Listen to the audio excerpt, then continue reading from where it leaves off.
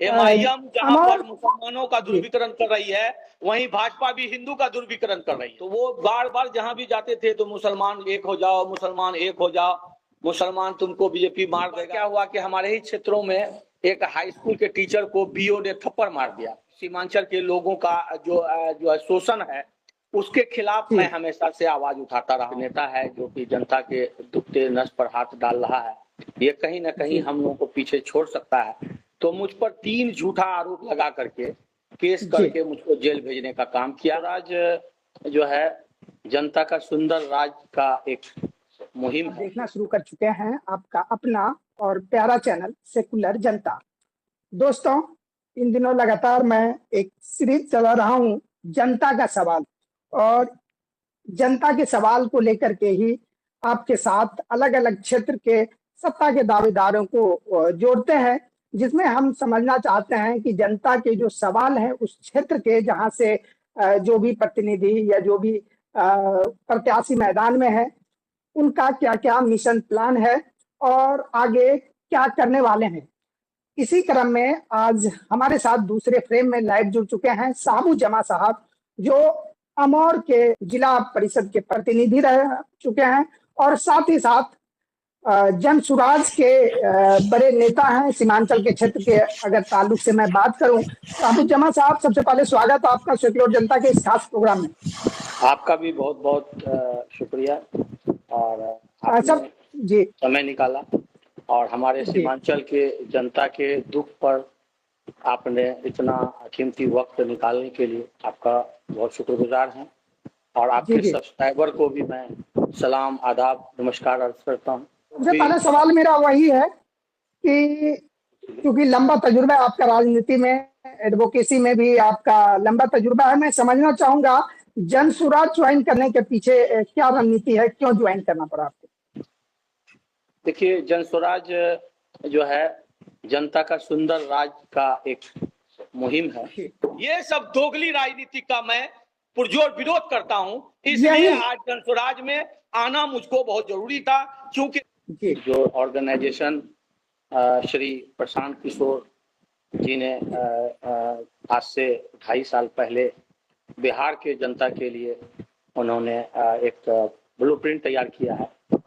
जो जनता, बिहार की जनता जो है वर्षों से पलायन की समस्या, रोजगार की समस्या, और यहाँ पर जो है फैक्ट्री की समस्या, यहाँ पर कारोबार का समस्या, जीएसटी की समस्या, नोटबंदी की समस्या और कालाबाजारी की समस्या, और उसके बाद जो है आपको गिर रही अर्थव्यवस्था की समस्या, और यहाँ के मजदूरों के द्वारा बाहर से जो विदेशी मुद्रा कमा रही है उसके पैसे जो है गुजरात, महाराष्ट्र के लोगों को दे करके उसको और समृद्ध बनाने की ये समस्या, और ये दो मसाइल नीति ला करके बिहार के जो युवा पढ़ लिख करके जो आगे आना चाहते हैं उन लोगों को रोक करके बाहरी जो भी राज्य है उनसे लोगों को यहाँ पर जो है पदस्थापित करने की समस्या, बीपीएससी हो या नीट हो, ये सब में जो आपका पेपर लीक की समस्या है, और प्लस जो है यहाँ पर आपको जो है सरकार द्वारा जो 4 किलो अनाज की आदत डाली जा रही है और लोगों को कारोबार से और उनके स्किल से दूर भगाया जा रहा है, और स्टूडेंट के लिए जो है आपके किताबों में जीएसटी, उनके शैक्षणिक संस्थानों में जीएसटी, और उनके शैक्षणिक कार्य जितनी भी चीजें हैं उन पर जो है बेलगाम महंगाई चरम पर जो चढ़ गई है, और ये जो है निरंकुश शासन, और बार बार जो है आपका वक्फ बिल, एनआरसी, यूसीसी और किसान बिल, और ये सब जो है बिल ला करके लोगों को उलझाने का और हिंदू मुसलमान करके राजनीतिक करके और ध्रुवीकरण की राजनीति करके बिहार को और नीचे गिराने की जो ये साजिश रची जा रही, इसकी समस्या के लिए जन स्वराज ने ये बहुत बड़ा आंदोलन छेड़ा है, जिस आंदोलन का हम लोग भी इसमें आपने समस्या आपने बहुत सारे समस्या को गिनाया, लेकिन सवाल वही है, समाधान क्या है इसका, कैसे कर पाएगी? क्या जन स्वराज जो है सत्ता में आती है तो इनके लिए कोई मिशन प्लान है जिसके वजह से आपको लग रहा है कि ये समस्याएं दूर हो पाएगी? बिल्कुल है। आपके हमारे प्रशांत किशोर जी ने पिछले 10 वर्ष जो है अमेरिका में उन्होंने बड़े बड़े जो है राष्ट्रपति को राय देने का काम किया है और वहाँ की अर्थव्यवस्था को ठीक करने का काम किया है। और फिर उन्होंने देश में आकर के यहाँ भी उन्होंने जो अभी सरकारें चल रही हैं इनको भी 10 वर्ष उन्होंने दिया। उसके बाद जो है छोटे छोटे राज्यों में जैसे ममता दीदी के ऊपर अमित शाह और मोदी का जो हमला हुआ कि वहाँ पर जो है हिंदू मुसलमान करा करके वहाँ की सरकार को डिस्टर्ब करके वहाँ की अर्थव्यवस्था को गिराने का जो साजिश था उसको प्रशांत किशोर ने कंधा लगा के बचाने का काम किया।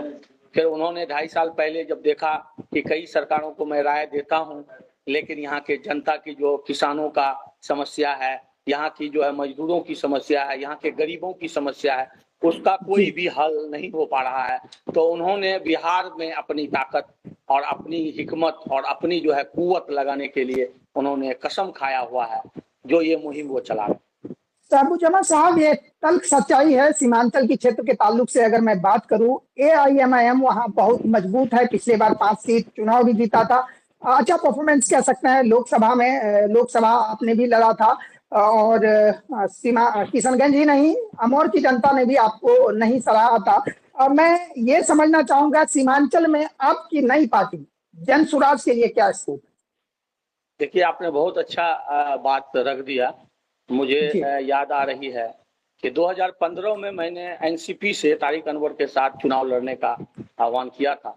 मैं घर घर जब मैं घूम रहा था तो इस दौरान लोगों जनता में बहुत ज्यादा प्यार और बहुत ज्यादा समर्थन उमड़ करके बाहर जब आया तो उस समय यहाँ पर बीजेपी का विधायक था और दूसरे सेकुलर पार्टियां भी मैदान में थी, तो उन लोगों को सब लोगों को हाथ जोड़ना पड़ा कि एक नया दल और नया एक नेता है जो कि जनता के दुखते नस पर हाथ डाल रहा है, ये कहीं ना कहीं हम लोगों को पीछे छोड़ सकता है।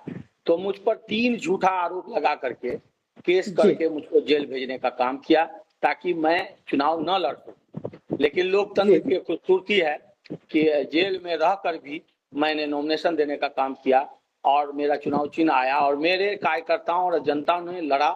चूंकि ये विडंबना बिहार में बनी हुई है कि जिसका नेता नहीं होता है उसके दल का जो है नेतृत्व बहुत मुश्किल हो जाता है, तो वही की परेशानी मुझको भी हुई थी। तो वो परेशानी के तहत मैं वोट कम ला पाया, लेकिन वो बीजेपी की जो विधायक था वो हार गया और कहीं ना कहीं मुझे भी सुकून मिला कि बीजेपी से आज़ादी मिली। फिर मैं आपको ये बताता हूँ कि ये बात सच है कि मैं वोट की राजनीति कभी नहीं किया हूँ। मैंने हमेशा 20 साल से मेरा मुहिम रहा है कि जनता के मुद्दों को सरकार तक पहुंचाना और जनता के लिए मैं लड़ना। पुल है, पुलिया है, कटान है, धसान है, बेरोजगारी है, भ्रष्टाचारी है, घूसखोरी है और यहाँ पर हो रहे मतलब कि दोहरी नीति सरकार के चलते जो सीमांचल के लोगों का जो शोषण है उसके खिलाफ मैं हमेशा से आवाज उठाता रहा हूँ। ये हॉस्पिटलों में दवाइयां नहीं मिलना, हॉस्पिटलों में डॉक्टर का नहीं रहना और जर्जर व्यवस्था होना, जो अमौर प्रखंड में कई स्वास्थ्य केंद्र हैं लेकिन उसका चालू नहीं रहना, मैं हमेशा से इन मुद्दों के साथ जुड़ा रहा हूँ। मुझे कभी भी ये लालसा नहीं रहा कि मैं किसी पद में आ जाऊं और मुझे भी एसी कार मिल जाए, वो सब मेरी नहीं रही। मैं जो भी मेरे पास संसाधन रहा मैं अपने अल्लाह के हुक्म के मुताबिक और अपने जो है जनता के जो है दुख के मुताबिक मैं जो मुझसे बन पड़ता है मैं लोगों की सेवा निरंतर करता हूं। और मैंने 2015 के बाद मुझे ऐसा लगा कि चुनाव लड़ने से और हारने से घाटा और फायदा की यहाँ अब कोई बात नहीं है, क्योंकि लड़ने से कम एक बात तो समझ में आती है कि अल्लाह ताला ने कहा है कि जब भी कहीं किसी पर जुल्म हो रहा है तो आपकी आवाज बुलंद करना भी एक तरह का आंदोलन है, एक तरह का आपका सवाब है। तो मैं इसको एक सवाब के दृष्टि से मैं आवाज उठाता हूँ। जब भी एक बार क्या हुआ कि हमारे ही क्षेत्रों में एक हाई स्कूल के टीचर को बीओ ने थप्पड़ मार दिया, मैंने उसको मंत्री तक पहुंचाने का काम किया, उस पर कार्रवाई किया और उस बीओ को डिमोशन कराया और वो जो है मोतिहारी साइड का हेडमास्टर था वो हेडमास्टर में गया और उसके वित्तीय सभी चीजों पर जांच हुआ, लगभग 3.5 लाख का रिकवरी किया गया।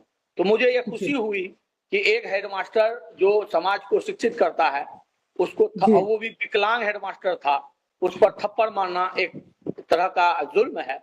मैंने जुल्म के खिलाफ आवाज उठाया। तो ये आवाज मेरा असल मकसद है। मेरा मकसद लड़ना नहीं है, लेकिन लड़ना चूंकि इसलिए जरूरी है कि लड़ने से जनता जागती है, लड़ने से जनता को मौका मिलता है। जनता को हर 5 साल पर वोट देने का अधिकार, उसको ऑप्शन के रूप में मैं भी सामने रहूंगा। तो जो भी जीतता है तो 5 साल जो है और किसी भी मुद्दे को मेरा वो दरकिनार नहीं कर सकता। तो समझना ये भी चाहिए। लोकसभा चुनाव लड़ने के बाद, बहुत सारी तब्दीली भी आई।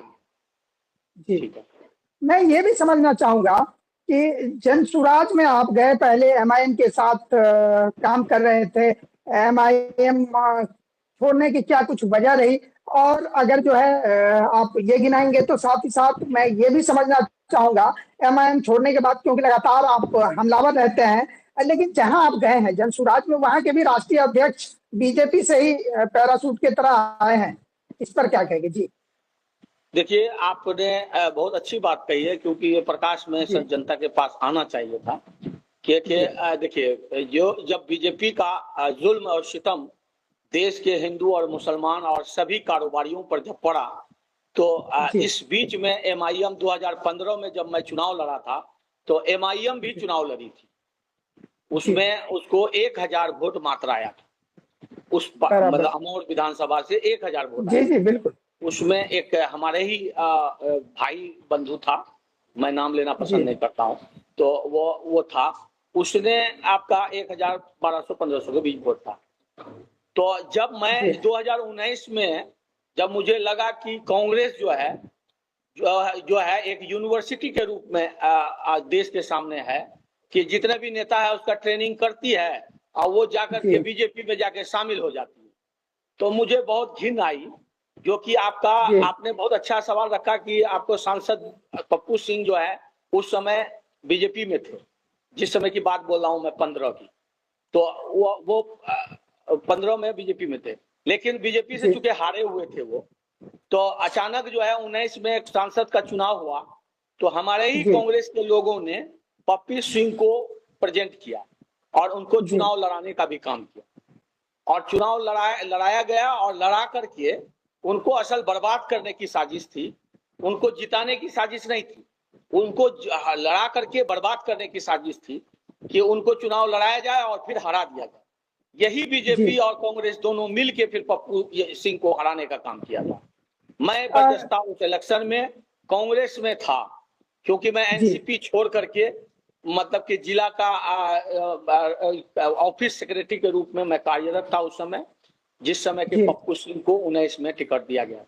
तो जैसे ही उनको टिकट कांग्रेस का दिया, मैंने छोड़ करके उसी समय गुस्सा में मैंने छोड़ करके आप एमआईएम ज्वाइन किया, और हमने वो अख्तर इमाम की मदद करने का कोशिश किया था, जो कि अख्तर इमाम साहब चुनाव हार गए। तो फिर मैं उसके संगठन चुके नहीं था, संगठन का विस्तार करना था, तो उसमें जो है जिला अध्यक्ष है, प्रखंड अध्यक्ष है, पंचायत अध्यक्ष है, सभी अध्यक्षों को चुनने का काम किया, जिसमें अमौर से मेरा ही मेरा भाई है उसको प्रखंड अध्यक्ष बनाया था। लेकिन जब मैं ज्वाइन किया था उस समय हमको कहा था कि आप जैसे लीडर की जरूरत है, आप आइए, आपको यहाँ हम अच्छा मौका देंगे और आप इस प्लेटफॉर्म को मजबूत करें। मैं जब आया तो वो बार बार जहां भी जाते थे तो मुसलमान एक हो जाओ, मुसलमान एक हो जाओ, मुसलमान तुमको बीजेपी मार देगा, मुसलमान तुमको बीजेपी मार देगा। इसमें बुराई क्या है? मैं कह रहा हूं कि अल्लाह बड़ा है कि न बीजेपी बड़ा है? बताइए, अल्लाह बड़ा है तो हमको ये डराया क्यों जा रहा है? हमको डरा करके और वोट ले करके फिर वही बीजेपी को परोस दिया जाता है, और जगह जगह मॉब लिंचिंग शुरू हो गई। जगह जगह जो है जितने भी हमारे हिंदू भाई हैं, मुसलमानों के प्रति नफरत का माहौल पैदा हो गया पूरे देश में। और इस तरह से हो गया कि मेरे अमौर विधानसभा में भी सभी हिंदू भाई का मेरे साथ ऐसा लग रहा था जैसे तिरछी निगाहों से देख रहे, मैंने कोई गुनाह कर दिया। तो मैं समझ नहीं पा रहा था कि आखिर ये गुनाह क्या है। तो मुझे ये समझ में कब आया, जब 2021 में विधानसभा चुनाव हुआ और मैंने पूरी तैयारी कर ली थी कि मुझे लड़ना है, और आखिरी तक मुझको अख्तर इमाम द्वारा ये कहा गया कि टिकट आप ही को मिलेगा, इसके अलावा किसी को नहीं मिलेगा। क्योंकि मैं अति पिछड़ा ईबीसी से मैं आता हूँ और ईबीसी का यहाँ पर जो है बहुत ज्यादा ये है सर मांग रहता है। तो ईबीसी का होने के चलते वो हमको बार बार हमको ये कहते रहे कि नहीं आप ही इसमें आते हैं और आप ही को दिया जाएगा। लेकिन ये एक बहुत बड़ा साजिश था। उन्होंने और दल के और भी लोगों को उन्होंने ये राय दे दिया कि मैं टिकट आपको दूंगा, उसको बुला करके मेरे खिलाफ मुहिम खड़ा करने का काम किया। तो मैं नहीं समझा कि ये तो सियासत है, हो सकता है कैंडिडेट बहुत होंगे, लेकिन मेरी योग्यता और मेरा समर्पण पार्टी के प्रति जो है वो तो कभी खत्म नहीं होगा, तो वो तो आएगा ही सामने। लेकिन नहीं, क्योंकि ये साजिश था, वो साजिश ऐसा हुआ कि अब मौधों में बुला करके सभी वोटरों को और कार्यकर्ताओं को बुला करके उन्होंने घोषणा करने का काम किया कि मैं लड़ूंगा। और चूंकि वो सीट कंफर्म थी और वो आपका हैदराबाद दिल्ली तक पता था कि वो सीट कंफर्म है, वो उसमें हमने 25,000 मेंबरशिप काटा और जगह जगह लोगों को हमने समझाने का काम किया, मुद्दों से जोड़ने का काम किया, अपने खानदान को जोड़ने का काम किया, अपने जात बिरादरी और अपने समाज के लोगों को जोड़ने का, अपने दलित पिछड़ों अति पिछड़ों को जोड़ने का काम किया, जिसमें पासवान 25,000 जोड़ने का काम किया और भी बहुत सारे लोगों को जो है। इतना बातें मैं बोलना नहीं चाहता हूं अभी, लेकिन ये मेरा कहीं ना कहीं कमजोरी साबित हुई, जो कि मुझको उन्होंने रोकने का काम किया और खुद लड़े। तो मैं मुझको आकर के लगभग मुखिया सरपंच समिति प्रमुख के द्वारा समझा के मुझको बताया कि देखिए ये जो है अमोड़ नहीं, पूरे बिहार की क्यादत की जरूरत थी, इसलिए हम लोग ऐसा किए हैं, आपको इसमें बुरा नहीं मानना चाहिए। तो हमने कहा कि ठीक है, हमको तो हमको लालच तो है नहीं, हमको तो मेन जनता का जो है मुद्दा है, जिसमें युवाओं की पलायन की समस्या है, बुजुर्गों का जो है आपका क्या कहते हैं बताया है। मैं ये समझना चाहूंगा, एमआईएम से टिकट का वादा था, अंतिम समय में नहीं मिला। अब आप जो है कहीं ना कहीं हमलावर है एमआईएम पे, लेकिन अगर ऐसा होता तो मैं उसी समय लड़ जाता, मेरा सीट कंफर्म था, मैं लड़ जाता। लेकिन मेरे पास ये बात आज उठती, मैं जानता था कि उठेगी। मैं अगर ऐसा होता तो मैं उसमें लड़ता, लेकिन मैंने नहीं लड़ा। क्यों? कि मेरी लड़ाई असल जनता के लिए है, मैंने जनता के लिए लड़ा था। आज ब्लॉक में घूसखोरी चरम पर है। आज इंसाफ के नाम पर आप किसी भी विभाग में चले जाइए, चाहे कोर्ट चले जाइए, कचहरी चले जाइए, थाना चले जाइए या सरपंच के चले जाइए, घूसखोरी चरम पर है। और आप हॉस्पिटल में चले जाइए, डॉक्टर की समस्या, दवाइयों की समस्या और जो मौलिक अधिकार है हमारा स्वास्थ्य शिक्षा, उसमें बहुत ज्यादा गड़बड़ी पैदा हो गई। जहां विधायक जो है अध्यक्ष होता है हाई स्कूलों का, जर्जर व्यवस्था की समस्या जो आज उत्पन्न है, उसको आखिर कौन ठीक करेगा? तो ये मेरे लिए बहुत बड़ा जो है प्रश्न आ गया, जिसके लिए मुझे ये आज फिर लड़ने का नौबत आ गया। तो मैं लड़ूंगा भी और जीतूंगा भी। ये आप मैं कोई गलत बात नहीं बोल रहा हूं, जनता इसका असल जज है, आपको समय आने पर पता चल जाएगा। एमआईएम जहां पर मुसलमानों का दुर्विकरण कर रही है, वहीं भाजपा भी हिंदू का दुर्विकरण कर रही है। हिंदू और मुसलमान तो एक नागरिक है, एक दूसरे का हेल्पफुल है, हमें से रहा है इस देश में, इसको कोई लड़ा नहीं सकता है। लेकिन ये प्रशांत किशोर साहब जो है वो बीजेपी पर कम हमलावर है।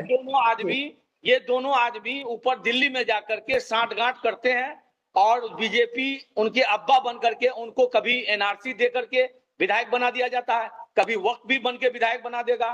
तो कल को जो है हमारे जो बेसिक मुद्दे हैं, जो नदी कटान का मामला है, जो शिक्षा का मामला है, जो सड़क और जर्जर व्यवस्था की मामला है, जो सिस्टम की गड़बड़ी का मामला है, जब यहाँ पर किसी को सीट गड़बड़ होता है तो एक दूसरे का गला पकड़ के लटकने का जो मामला है, जो नीतीश कुमार ने वोट ले लिया और वोट लेकर के जाकर के महागठबंधन में मिल गया और महागठबंधन को छोड़ के फिर बीजेपी में मिल गया, ये सब दोगली राजनीति का मैं पुरजोर विरोध करता हूं। इसलिए आज जनस्वराज में आना मुझको बहुत जरूरी था, क्योंकि जनस्वराज एक निष्पक्ष और आज किसी भी जाति और पार्टी की बात नहीं करने वाला, जमीनी स्तर के मुद्दों को उठाने वाला, जो कि शिक्षा है, किसानों की समस्या है, जो ऋण की समस्या है, महिलाओं का उत्पीड़न की समस्या है या महिलाओं का शोषण की समस्या है, आंगनबाड़ी में सेविकाओं की शोषण की समस्या है, आशा देवियों की जो है शोषण की समस्या है, जो हो रहे जो कर्मचारियों की शोषण की समस्या है, जो ब्लॉक में जितने कर्मचारी हैं उनको बहुत कम वेतन पर देकर के घूसखोरी पर उनको जो है विवश किया जा रहा है उसकी समस्या है। डीलरों के जो है अनाज वितरण में जो कमीशन का जो सही भाग नहीं होने की वजह से कालाबाजारी पर विवशता की समस्या है, और जहां युवाओं का पलायन की समस्या है, जो कि युवा बाहर जाते हैं, उनकी पत्नी को, उनकी बीवी को, उनकी मां को सुरक्षा, सामाजिक सुरक्षा प्राप्त नहीं हो रहा है, ये समस्या है। ये समस्या हमको प्रशांत किशोर और जनसुराज के अलावा कहीं पर नहीं दिखा, इसलिए मुझे जाना मेरी एक व्यवस्था है और जनता को उसके मुद्दों के साथ जोड़ना मेरा एक अहम प्राथमिकता बन गया।